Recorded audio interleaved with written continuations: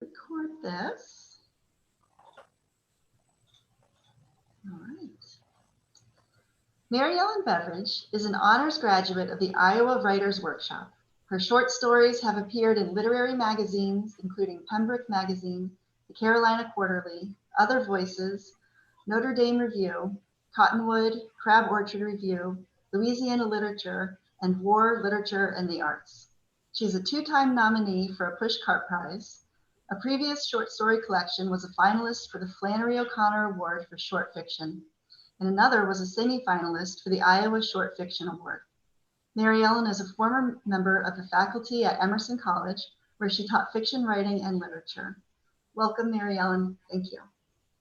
Thank you. And the first thing I'd like to do is thank the Blackstone Library for inviting me to this authors event, and also to thank Katie McNichol and Jenna Anthony and the whole staff at the Blackstone Library for the amazing work you've done. I've been involved with a lot of their other Zoom events and Oh, I don't know why I can't seem to get this. library book sales and so forth. And I think it's kept all of our spirits up during this difficult past year.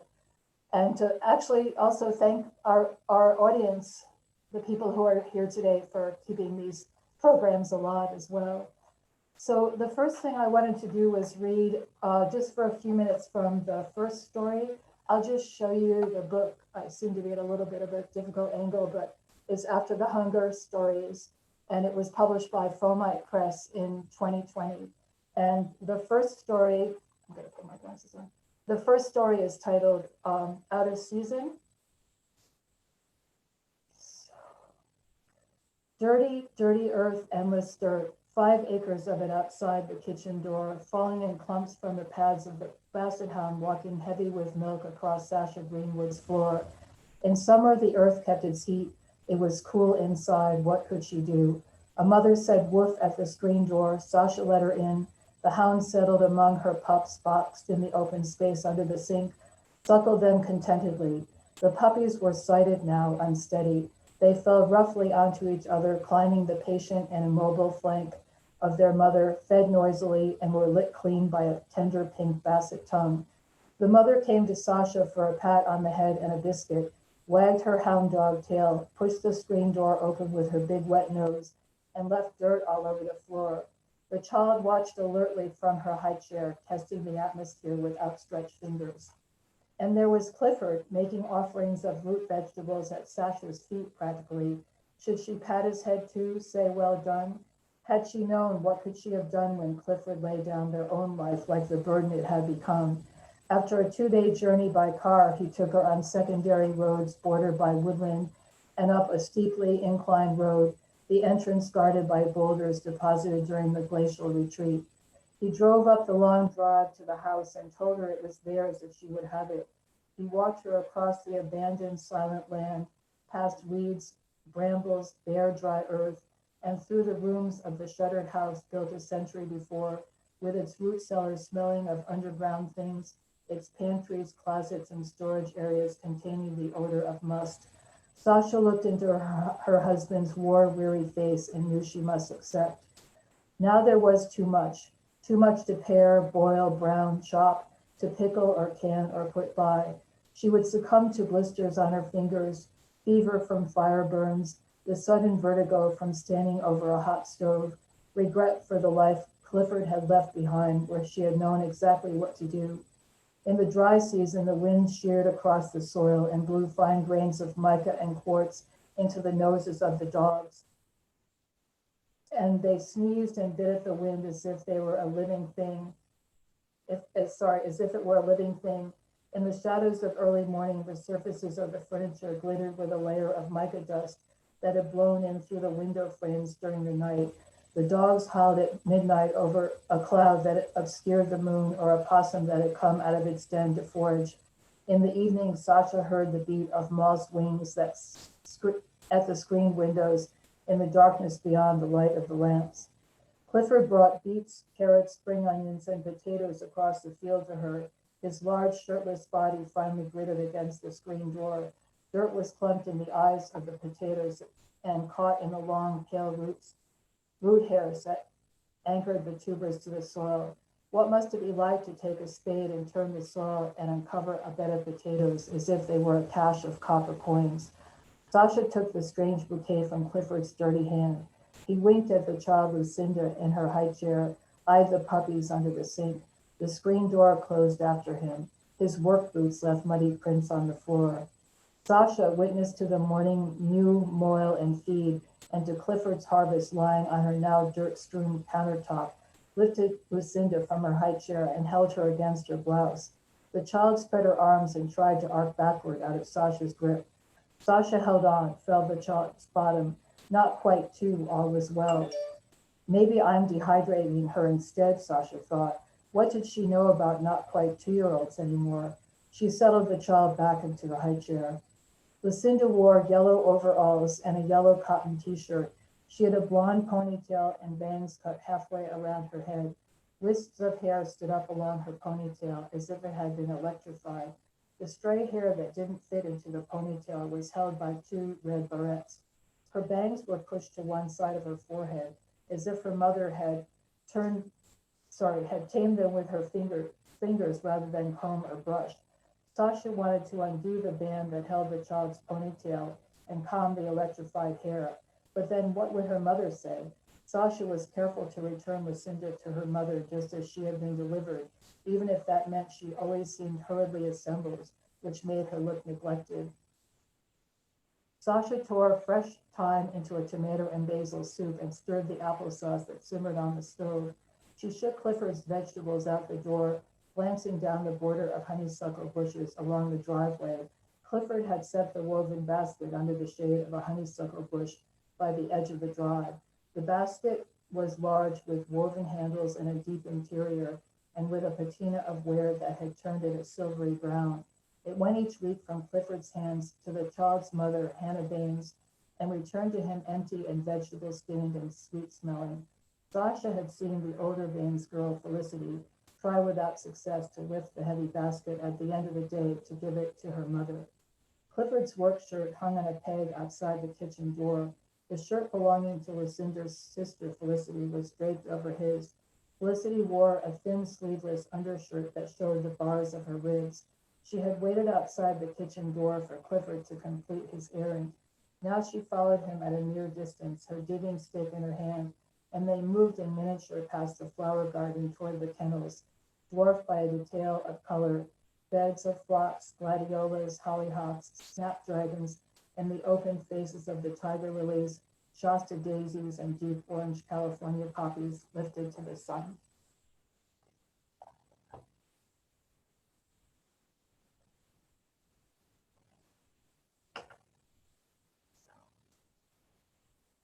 Katie, did you want to ask me questions, or should I? I don't know where Katie is. So,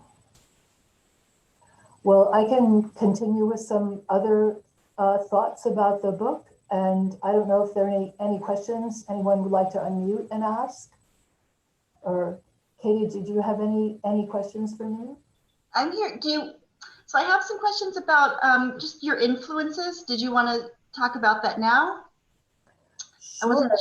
The book isn't entirely about the post-war period, post-World War II, but a lot of it is. And I've been thinking about it a lot lately in terms of the kinds of silences I think people were met with after the war. I know my mother said to me that no one ever talked about the war. She said she knew very little about my father's experience in the war. And so I found that interesting because there didn't seem to be, in some ways to express one's experience of war. And I also saw that a lot of writers are the second generation. They're like the post-war generation.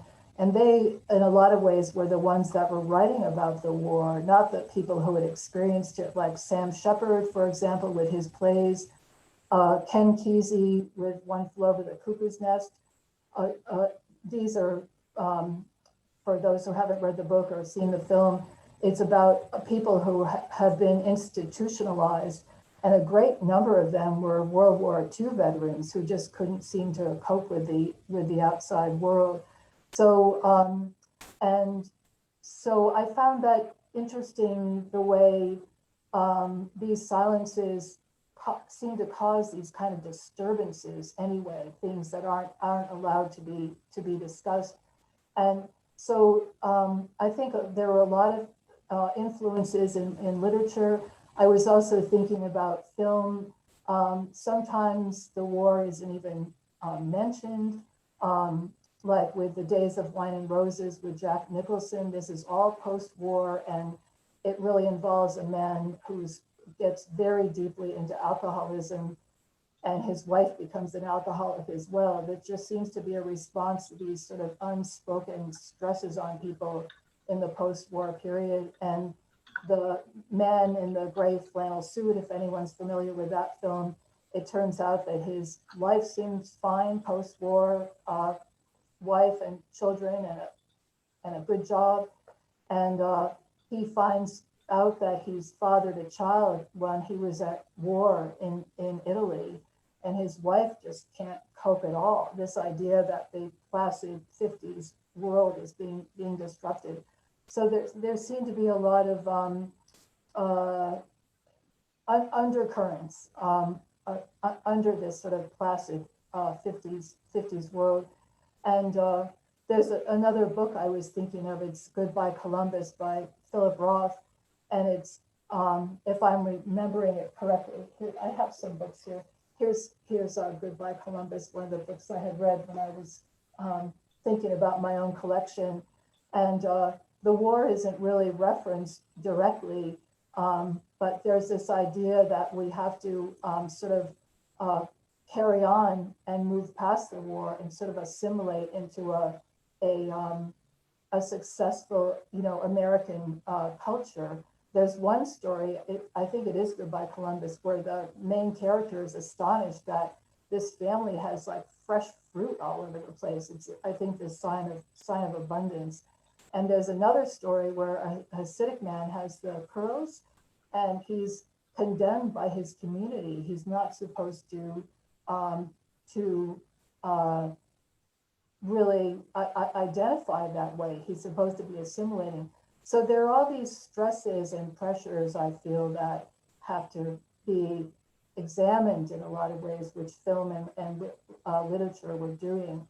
And this story that I wrote is really about, it focuses mostly on Sasha, because she knew what her life was like. She was married to a very high-ranking army man, and now they're post-war, and the world is shifted and changed. And this family across the street, we've met the little girls in the first few pages. This is a family in great disorder. The Eileen's nodding her head. It's in great disorder. The husbands come home from the Japanese POW camp in the Philippines and can barely move and function. And so these children, the whole family is trying to sort of organize itself in a healthy way around this very damaged man. And I guess the other thing I'd say in terms of influences, I was talking to Katie about this a few minutes before we started, that I also grew up in a generation where I can't, it's been a while, but I can't really remember reading any women writers when I was in college. And I went to the National Gallery, this was years ago. I had taken this marvelous art history course in college. And I went to the National Gallery in Washington, D.C., and there was a painter, Mary Cassatt, and she wasn't even in my book as an Impressionist painter. So, and I'll show you, I have my little table here with things, but this is one of the books that I had in college. It's called Short Fiction of the Masters, and it's all men, all male writers. It's an international group, very, very impressive, but no women at all. So I think the idea of how we get our start, how we, I think, see ourselves in literature or film or whatever, I think it was a more difficult thing to do for my generation. And then I was very fortunate in graduate school to be asked to teach a course on women writers. So I was finding the writers that were there all along, but I hadn't been introduced to, like Tilly Olson and even Virginia Woolf. I could go on, Kate Chopin. And then when I was teaching afterwards, after graduate school, I taught for many years a course on American women writers, and that I had to scramble then to find people that I hadn't been introduced to in my own academic life. And then I was finding that a lot of students had been reading these women writers in high school, which I never had been. So it was a stop and start for me, I think, just because of the generation I was a part of in terms of what was available to me and what I had to, I think, work to locate in a lot of ways. In some ways, find your own mirror, find who you can identify with, whose experience you can identify with. And I'll just show you one more book from this idea. This is a book by Jane Ann Phillips, Black Tickets. And I read this a while ago, not long ago, but I was so impressed by it. She's a couple of years younger than I am. And it was just this incredibly frank book, I felt like, about the experience of being a woman. And that really gave me a lot of, confidence in my own vision. I think if you're not seeing it mirrored at all in the work you're reading, it's sort of hard to get a foothold. So I guess it's influences and the lack of influences as well, in a way, how to find that foothold. So. Thank you. Okay, here's a question in the chat. It says, there are beautiful descriptions of nature in your work. This is from Wendy. Could you comment on the role of nature in your writing? Well, it's pretty significant, I'd say. And I did grow up in New England. I left for a little while and came back, and I grew up in Connecticut. I was not living here for quite a while and came back in 2012. And I feel very fortunate. We have a little piece of land, and I've spent quite a long time gardening, and I've always been a great walker and swimmer. I love being on the shore. So it's definitely played a role in my own life, and certainly in the work the writing that I've done as well. I think also I'm kind of a visual writer, and so it's been just great to sort of see nature and to be able to describe it as well. So I have a couple of other books. Katie asked me if I had slides, but I'm just gonna hold up books. So this is another one. This is some of my research that I've done. This is a beautiful book called Native Plants of New England, and that was very helpful to me, even to identify some of the things I was seeing in my own yard. This was a really big help. And it also, I was able on the internet to go a few clicks over, and they have these wonderful web descriptions of plants that are like medicinal plants. And that was a great help to me. And one of the stories I wrote, it's later in the collection, called The Great Salt Marsh. And I included some plants, especially sage, which is this beautiful healing plant. So this I used, and a friend of mine who's a botanist recommended this book. This is all shore plants from, I think, the Carolinas up to Maine. That was very helpful to me.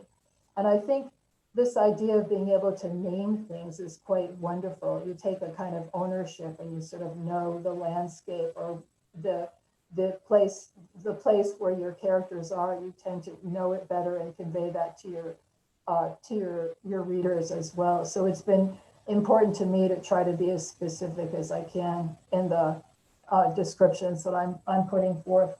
I'll show you one more. This shows you how much I didn't know, all these books I have. But this is another one on trees, which is really very beautiful as well. How to identify what's here. So this is just some of the books I've been using for research. So yes, nature nature's a great healer as well. So good to be among it in writing stories. Well, Eileen has a comment saying that you described the land beautifully in the last story, The Rock Garden. Oh, thank you. Do you want to talk about anything about that, Eileen? You unmute yourself. You can go ahead and unmute. Well, in that story, I believe that's the one I'm thinking about, is that you're describing the plants. I could tell that it's on Route 1 and it's near Hammonasset, and you're describing the plants that are sold, and then you go into the green and you're describing, you know, some of the things that are there. And I noticed that not only with the nature, MaryEllen, but in your stories, you talk about, right, what's going on now, the present. And while that character is living in the present, she's thinking back to the past.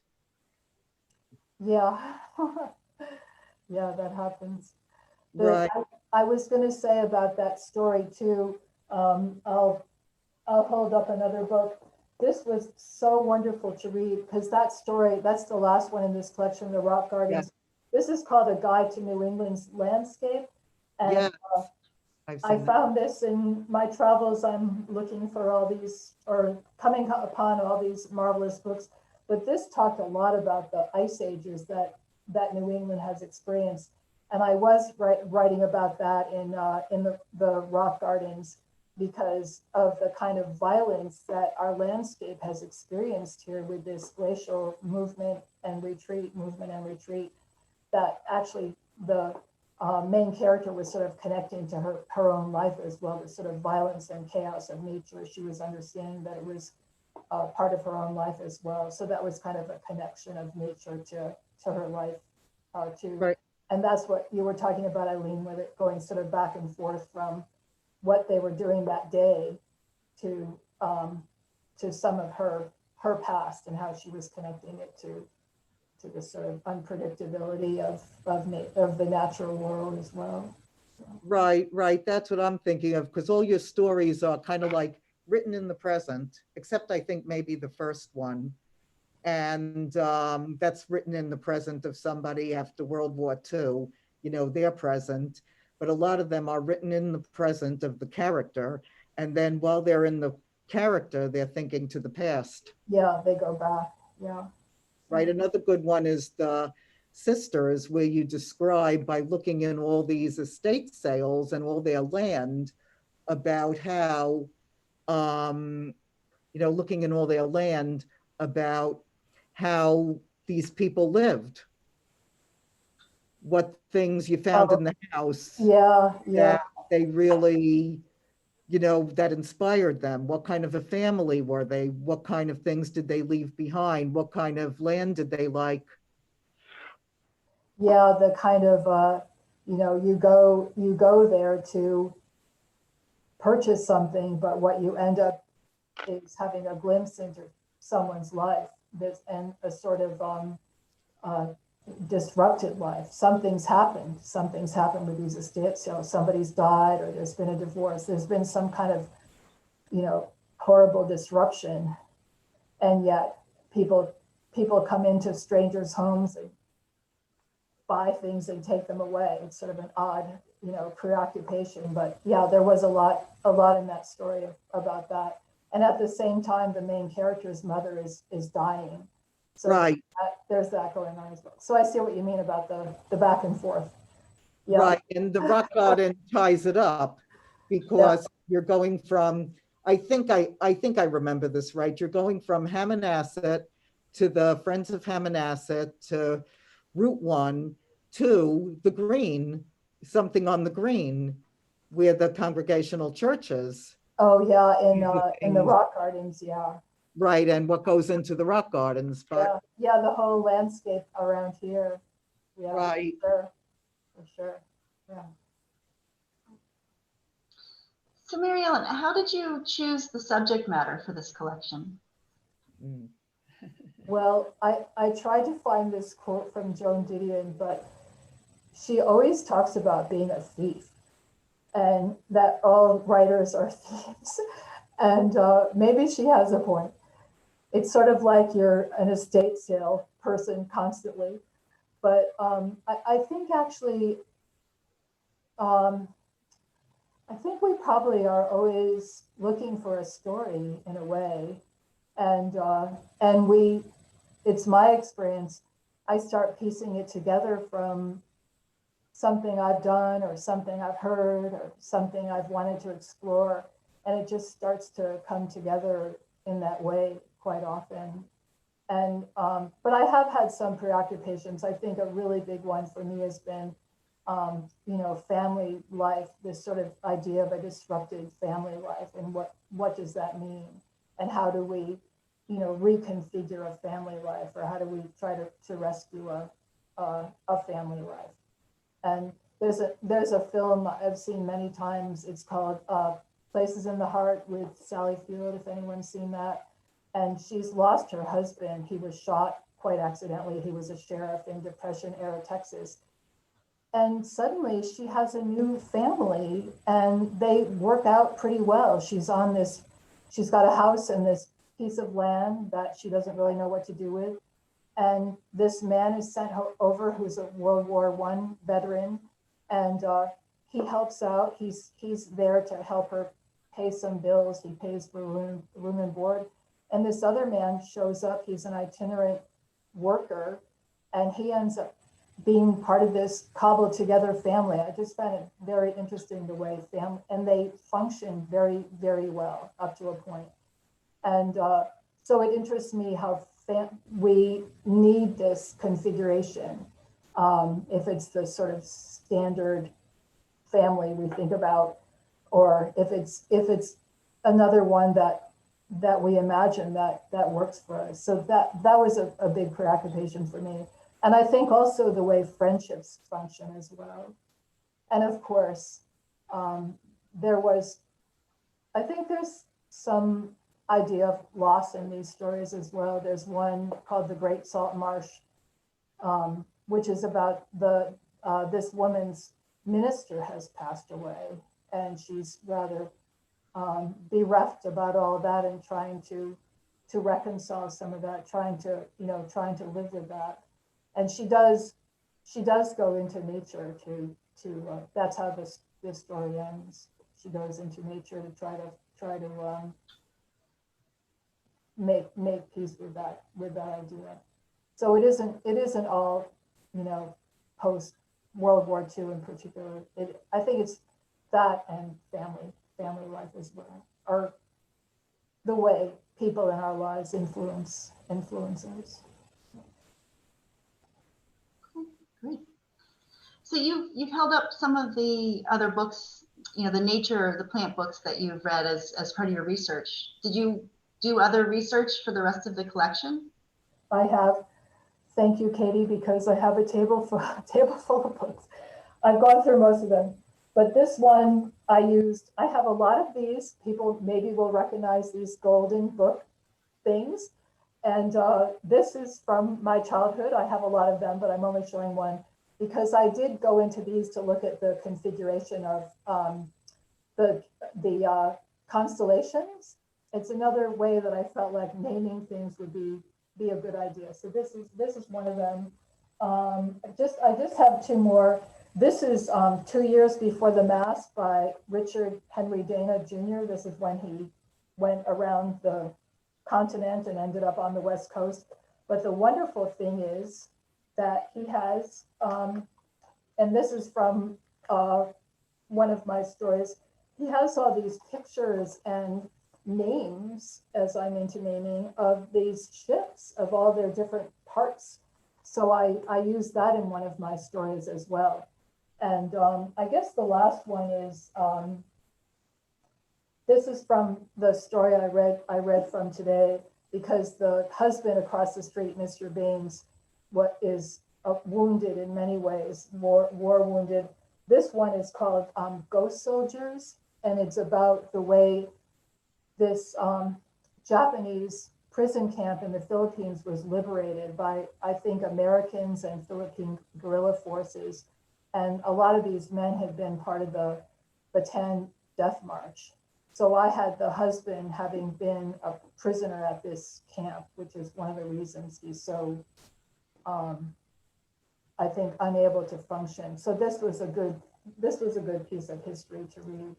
And I also, knowing nothing about chess, because he's across the street, kind of never getting going on a chess game. Friends are also great resources. I'm finding. I have a friend who's a great chess player, and so he was helping me with some of that. He helped me with I can't remember the name of this is someone from long ago, but one of the great chess players who had a book. So I had put that in the story as well. So I guess anything I could do to anchor these stories in this kind of detail, I was always looking for that, and always going to my bookshelves too to see what could help me. So. There's a question from David. He says, "Hi, MaryEllen. Many of your stories are about healing processes. It makes me think that as writers, we take raw, uncut bits of reality, some of them very personal, and recreate them in some fashion. Would you share your thoughts of writing as a transformational process?" David, I completely expected this kind of question from you. Thank you. I just finished reading David's marvelous book. So he talks about healing and transformation as well. Well, I think it's one of the big parts of the human condition anyway, isn't it? To fail or to be ill in whatever ways, to be spiritually depleted. I think that's what some of my stories are about, and to try to find a path back from that.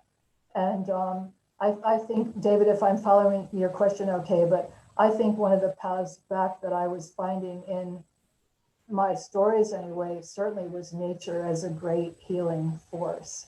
And I think also the way people love and care for one another as well can be a great healing force. And what do we do when that isn't occurring, when someone is too distracted themselves or too incapable of conveying that love to another person? What do we do about that? So I think in a lot of ways we all turn into seekers, it seems to me, seeking a kind of healing or reconciliation or a connection to other people through our love for one another, if that's possible. Not always, but in as perfect or imperfect a way as we're able to do that. Did that help, David? He's saying yes. So. Okay, David, you're welcome to unmute and jump in if you want. Otherwise, we can move on. Could you tell us maybe a little bit about the publishing process? Sure. And I want to do a shout out to Mark and Donna. I see them here. And I have to say, I don't think they know this, but I had printed the cover, the main sheet, the main website page of Fomite Press, and I had it for quite a while. And I'd go back and back to the website, and there was always the big red stop sign saying that they were too busy editing, putting books through the process. And I kept going back and back. And there was a little something on the next page that said, if you would like, you could send in the beginning, chapter or whatever, and then another piece that you like from your work. So I finally did that, and I did it actually much later because I think I had written some stories in the meantime that were important to me to have in the collection, some recent ones. So I sent it in, didn't hear anything, and I thought, well, okay. And then I was with a couple of people one evening. I went upstairs just to do a quick check, and Mark had written that he, first of all, that he wanted to read more, to send in, everything after these two pieces I sent in. And then after that, it took a while, but he wrote back and he said he wanted to accept the work. And then and then at some point he wanted to read everything I had read, which was, I felt quite honored about that.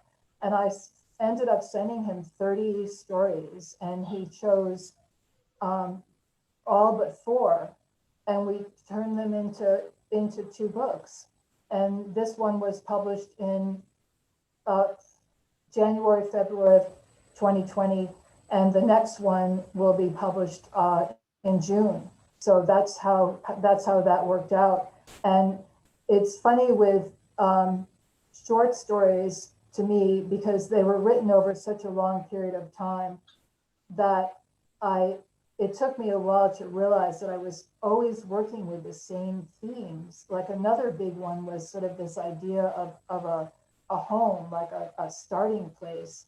And I didn't really realize that until I started putting things together and having to think about how I was going to, talk about, see these collections. So once Mark accepted them, then we worked on the editing, and then Donna Bister worked with me on these wonderful covers and all of the production, what size the book should be, what typeface should be. So it was very hands-on with both of them, which was really an honor and an education as well. So so it was a very marvelous process all the way through. Although I did have to, I think because I had written these stories over a period of time, I had to make some changes. I was repeating myself sometimes, or somebody had the same name.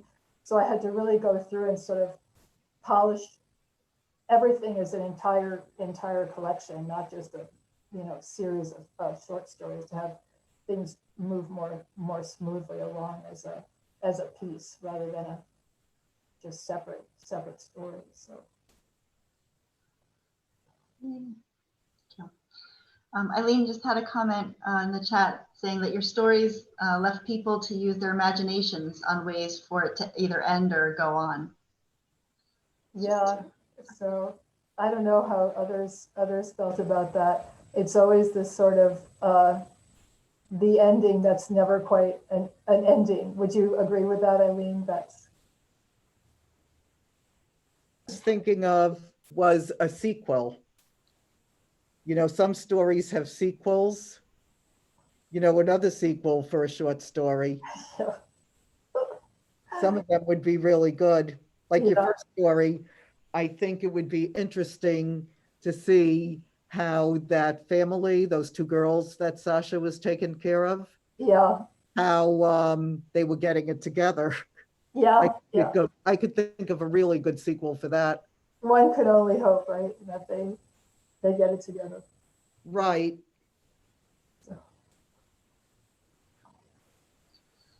So MaryEllen, in this collection, I know you have another one coming out, but for this set of stories, what is your favorite one?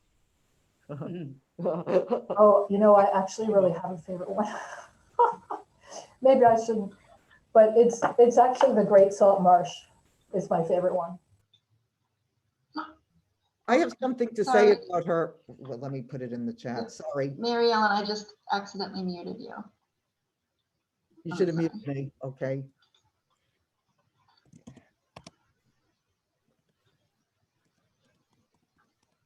MaryEllen, would you just hit your unmute? I apologize about that. There you go. Okay, sorry.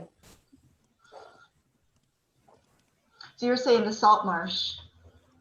Yeah, if you'd like, I can read a little bit. We might have some time. Would you like me to read a little bit from it?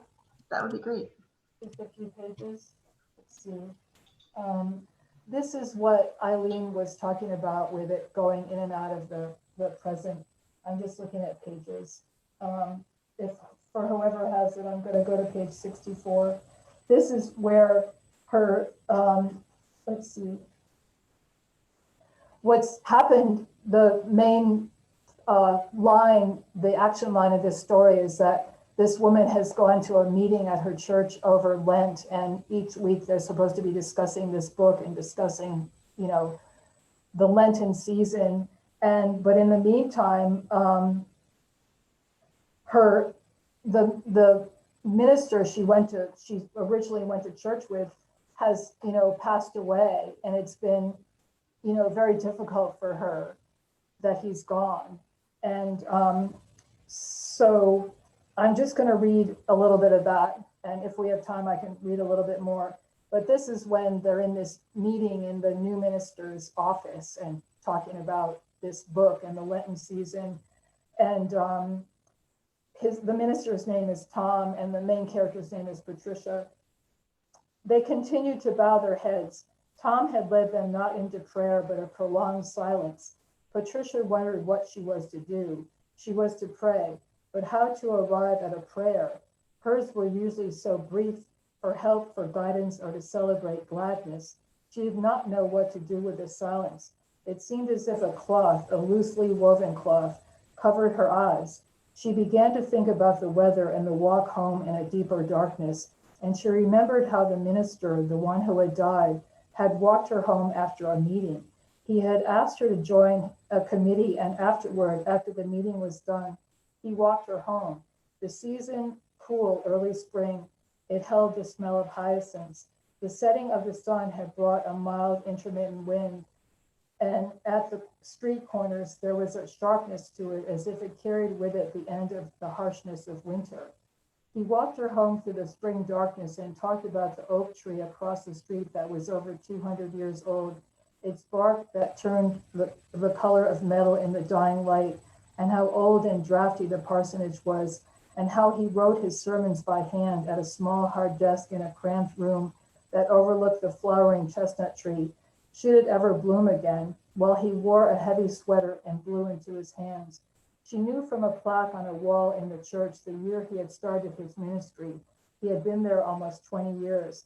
She had come to the church out of loneliness, the kind of loneliness one can only have in New England, and there was her minister walking beside her in the spring night. She listened to his voice in the darkness, with only the faint constrained light from a street light on each corner, and she thought she could walk with him into the night and the next. She went home and tried to understand how she was to think of that walk, with her minister speaking to her as they slowly pursued the evening under the trees.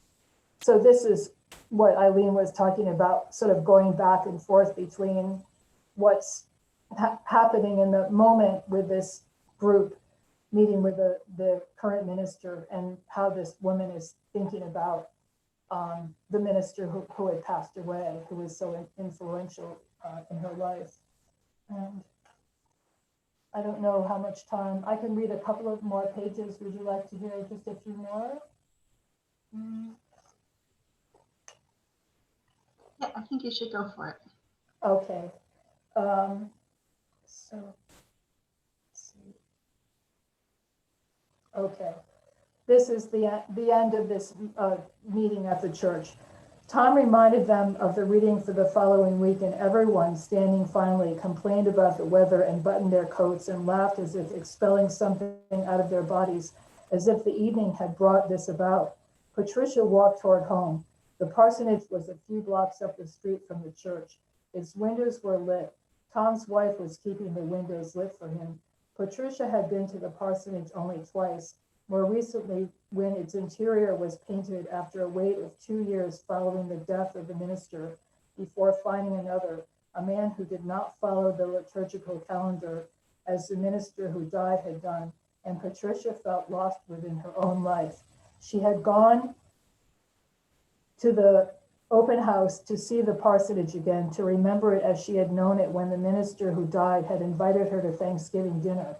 She had known him not even a year, and he had become ill suddenly with cancer.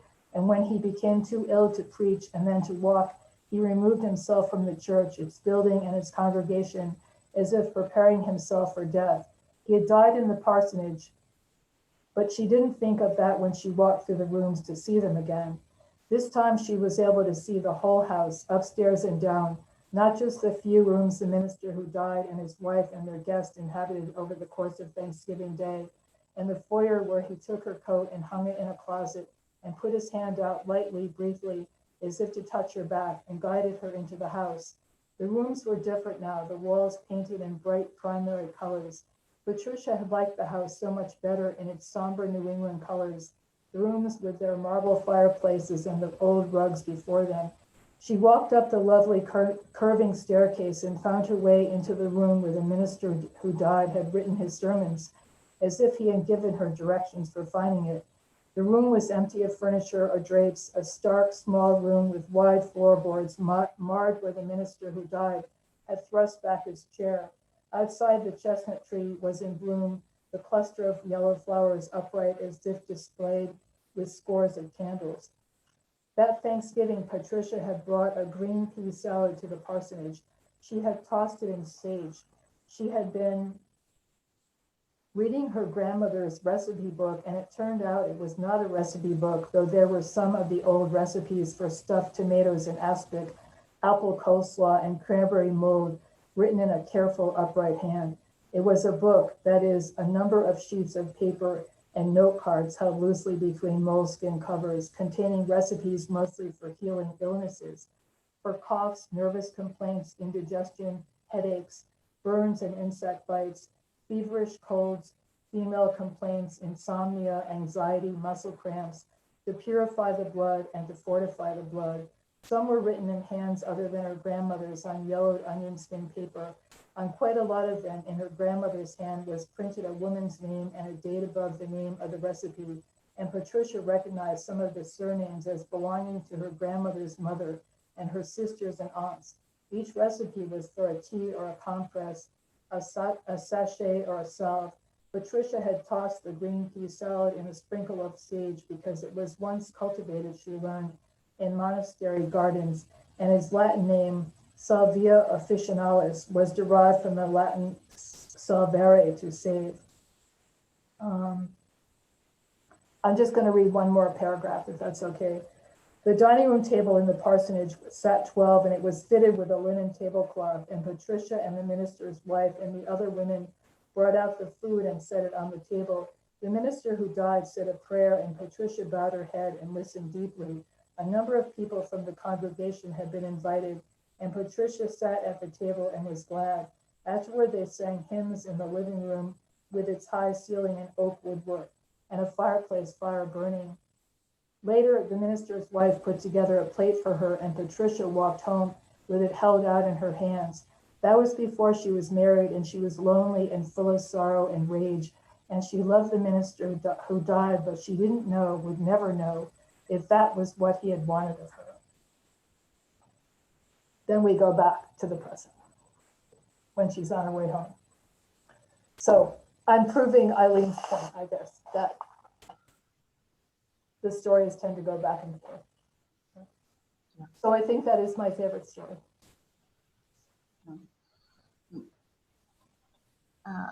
Let's see, Eileen added on that that story led her to take loads of pictures of the marshes of Hammonasset or Silver Sands. Could you say that again? Eileen commented that the Great Salt Marsh led her to take lots of pictures of the marshes at Hammonasset. Yeah. I have another couple of questions in the chat here. Fran asked how you came up with the title. And she asked if there was the theme that connected all the stories, which was a little bit about like the subject matter, but if you wanted to address that. Well, I had sent Mark Estrin, I had sent him really another collection. It had a different name, and I can't remember, it might have even had different stories, mostly these stories, I guess. But I think together we came up with that title, and it had to do with the first story, John Baines, who's returned from that horrible prisoner of war camp. He talks about after the hunger, and he had dreamed of food while he was in that camp. So and I always think it's two kinds of hungers, obviously, and I think the answer to after the hunger, there's probably more hunger.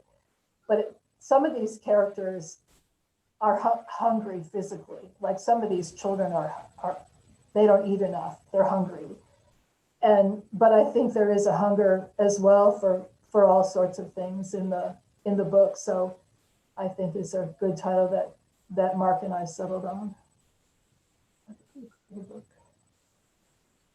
Laurel said she really enjoyed your stories and appreciate reading the short story collection, and wants to know if you have considered writing a novel.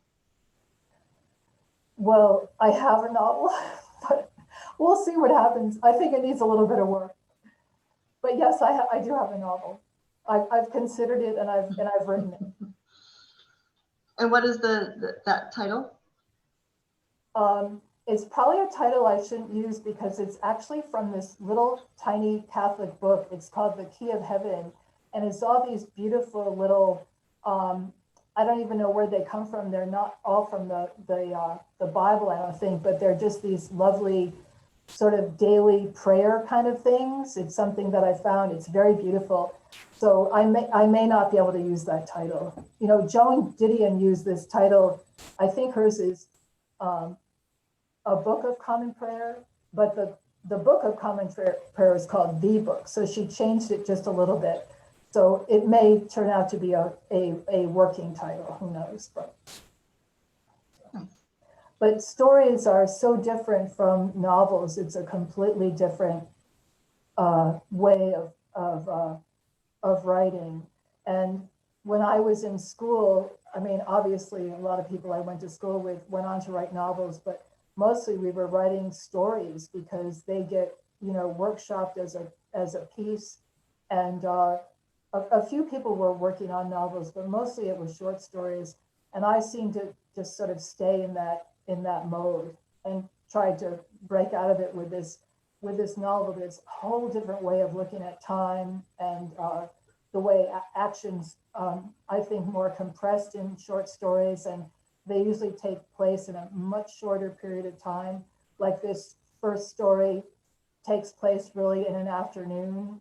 And as I think most of these stories, they take the one with the minister that I just read from takes place over the course of an evening. But of course it gets stretched out because there's a lot of sort of backstory that I'm writing about too. But I think it's a whole different set of intellectual, however you want to look at it, muscle that you use for different forms of writing. I'm sure poets could talk about that as well, that it's a different, maybe even a way of seeing the world, but it's a different set of skills, I think. And it may be, a lot of people do it, but I think you have to place yourself squarely in whatever medium you're using at the moment, and pay attention to the rules for that medium. They're different for a story than for a novel, obviously. David has a comment. He just wanted to say thank you, and that your stories helped him resolve some difficult situations. You definitely touched him. That's very nice. Thank you, David. We're coming just up on 3 o'clock. Does anybody else have any questions that they want to either put in the chat or unmute and jump in? You're welcome to do so. This was very enjoyable and very exciting. Since I've been reading MaryEllen's stories at our open mic at the Buttonwood Tree Performing Arts Center, and MaryEllen has had the opportunity to read with me. We've read several stories, well received. We did co-reading. That was fun. Yes. Yeah. Wonderful. And your second collection of short stories, when is that set to come out?